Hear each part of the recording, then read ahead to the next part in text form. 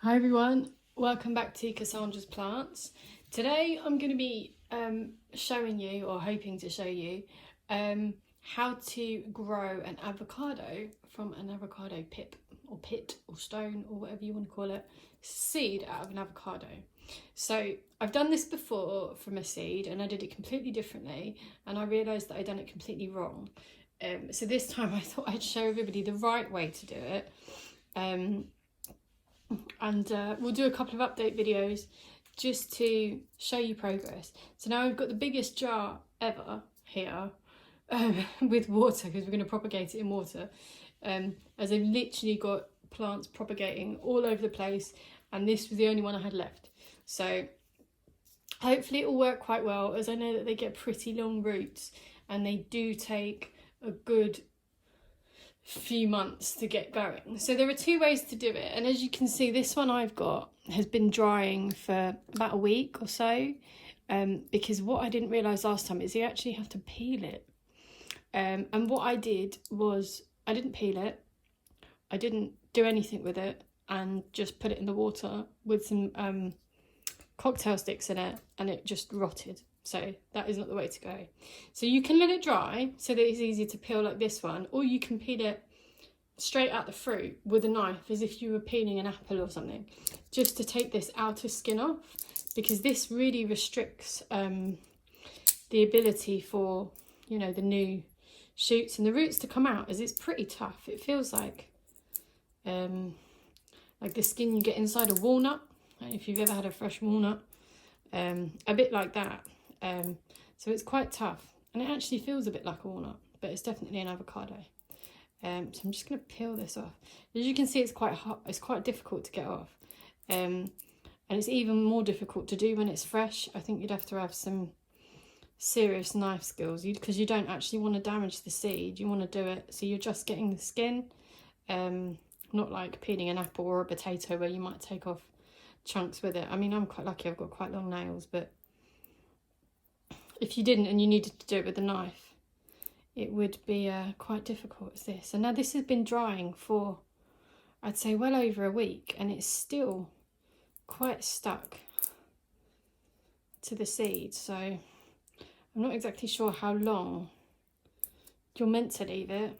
In the other videos I've just seen it and said it's started to crack open like that one, so I don't know, maybe I could have given it another day or two, but I didn't want the seed to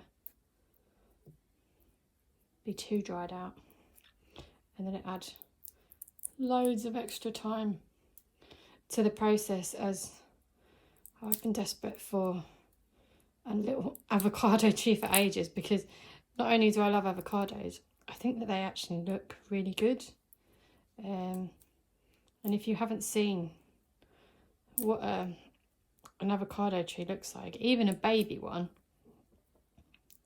they're a really attractive plant. I mean, I know it is a bit late in the summer now, but they would need to be grown indoors unless you've got a really fully grown one or a decent greenhouse, I guess. But I think even in the winter they would need to be kept inside, because they're a bit like citrus trees, and they're not going to take any cold whatsoever. So yeah, might be a good start to get going. So a sunny windowsill in your kitchen, or even in your bathroom to give it a bit of humidity. Anything like that. Nearly there. Nearly there. Just wanted to show you how fiddly this process is, because I'm really trying not to damage the seed. Now, it really does look like a walnut, but I definitely got this out of an avocado.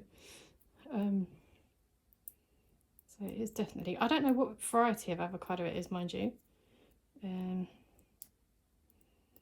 That isn't mould, it's just where the skin has dried.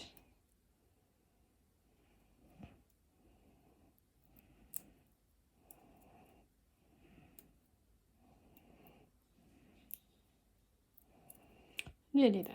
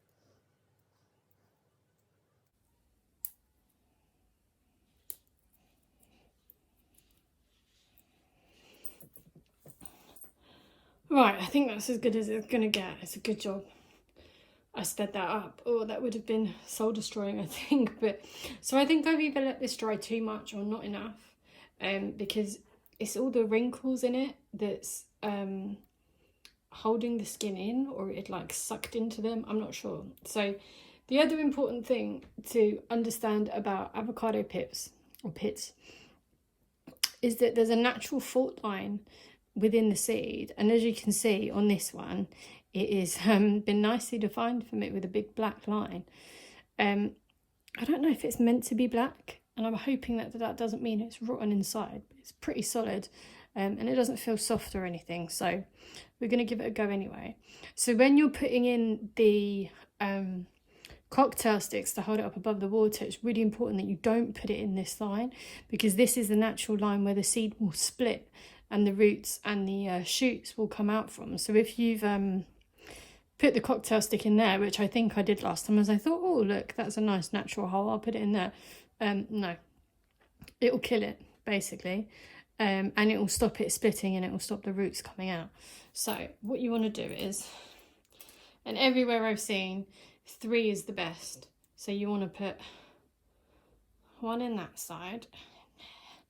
I'm always a bit scared about doing this because I don't want to do it too hard and go too far in and do some damage. 1 in that side, just enough to hold it up really, and 1 in there. Now when you put it in, you want enough water in it to submerge the bottom, but not the whole seed.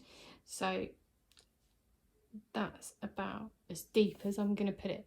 Now I don't know if you can see, and I will move the camera quickly so you can. It's about that submerged, so maybe about 1/3 of the way in. You don't want it any more than that because it will start to rot, and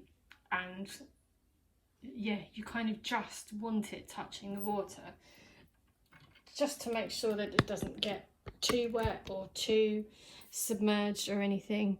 Now, because it's going to be sat in the water for a while, you're going to want to change the water at least on a weekly basis.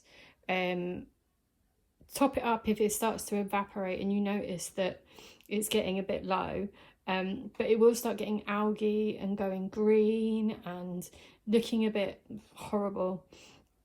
You want to try and stop that. So if you do get algae, or it starts to get a bit discoloured, or the jar does and it all sticks to the side of the jar, clean it out, fill it up, pop it back in. Easiest way to do it. I have known some people say you should do it in an opaque vessel, so like a large, like a litre yogurt tub, or anything that isn't see-through, because roots naturally grow in the dark, and they like to grow in the dark, so it can speed up the process a little bit. But unfortunately I don't have anything opaque, and I quite like using glass because then at least you can see what's going on all the time, and the excitement of looking at your propagation stations and little areas and all the different pots you've got and seeing the roots shoot off is great. So that's the start. I'll do an update in a couple of weeks so you can see how the propagation is going, whether we've got any shoots, whether the seed's rotten like last time, or just whether it's got roots, and how it's going. So wish me luck, and as always, if you want to see the update, if you want to check how it's going, if you've started your own avocado plant along with me, let me know, send me some pictures. We're on Instagram, Facebook, so come and say hi, and as always, give us a like, subscribe, a thumbs up, and I'll see you again soon.